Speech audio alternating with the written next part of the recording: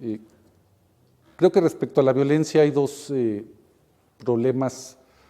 relacionados. Uno es efectivamente sus niveles, su volumen, y el otro problema es su naturaleza. Y creo que en cuanto a la naturaleza de la violencia es donde más tiene que inquirir tanto la ciencia social en general como las humanidades, específicamente la historia. Porque la naturaleza de la violencia en México, quizás de manera un tanto cuanto distinta a la de Colombia, se pueden ubicar otros parámetros que tienen que ver con la propia estructuración, organización de la sociedad. Ahí hay un punto que me parece a mí al menos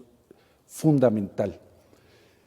En la violencia mexicana hay como una prolongación de unos ciertos valores de la propia cultura mexicana. No quiere decir que la violencia en México no tenga determinaciones socioeconómicas muy claras, que sí las tiene, por supuesto, pero también hay una especie de continuación de algunos elementos ideológicos o propiamente culturales que en México se consolidaron hacia finales de la década de los 80 y de los 90, que ha llevado a una explosión de formas, de modalidades, de ocupación del territorio, de maneras de hacer negocios, de maneras de proyectar valores que aparentemente estaban fuera ya de discusión o quizás que en otros sentidos son inéditas. Yo me referiría, por ejemplo, a este discurso que fue omnipresente a finales de la década de los 80 y principios de la década de los 90, según la cual el destino de un ciudadano o ciudadana exitosos en México tenía que ver con su capacidad de convertirse en un empresario, y se hablaba desde el changarrero hasta el gran empresario. Bueno, muchos sectores de la sociedad tomaron al pie de la letra esto y no se detuvieron por los límites jurídicos o éticos que implicaba convertirse en un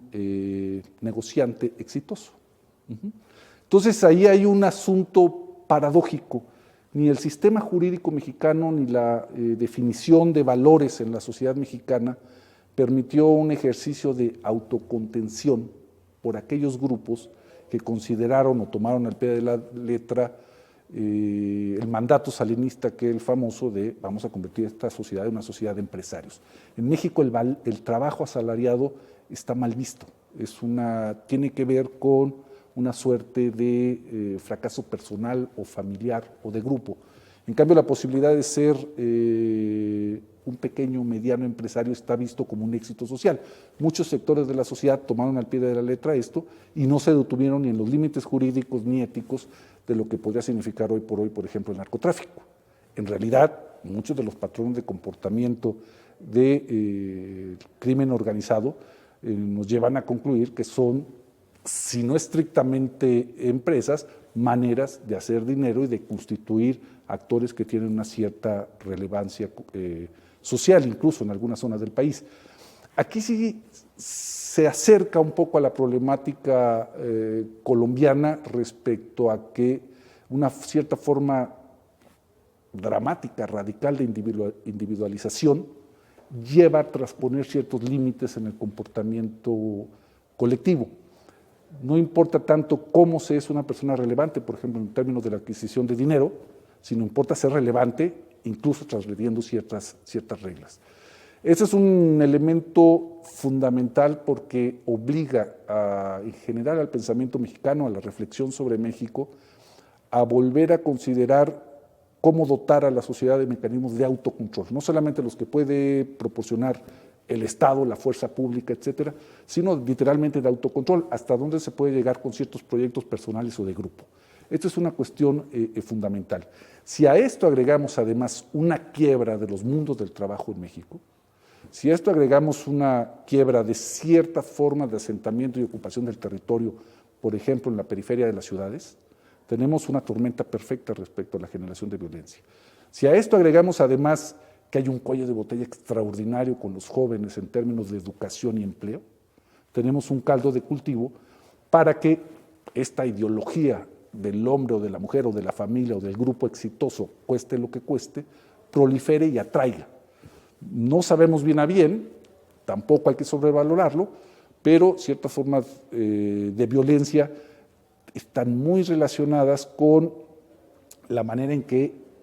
ciertos núcleos atraen, son atractivos, digamos, perdón la redundancia,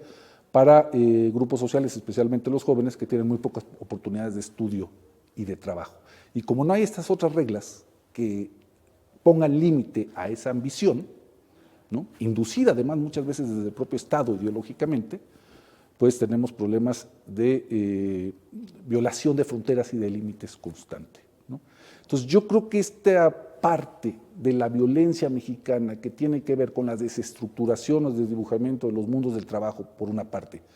y de otra suerte, de una ideología de una acumulación originaria que no termina nunca, ¿no?, genera las condiciones, o al menos algunas de las condiciones, de la violencia mexicana. Nos hemos entretenido muchísimo, y está bien, supongo, respecto a las deficiencias del sistema jurídico, de la procuración de justicia, de la viabilidad de la organización de la fuerza pública, policía, ejército, etc. Y hemos reflexionado mucho menos respecto a la proclividad de muchos sectores sociales, ¿no?, sean estos muchas personas o pocas personas, para involucrarse con formas de sobrevivencia, formas de hacer dinero que implícitamente conllevan una dosis de violencia.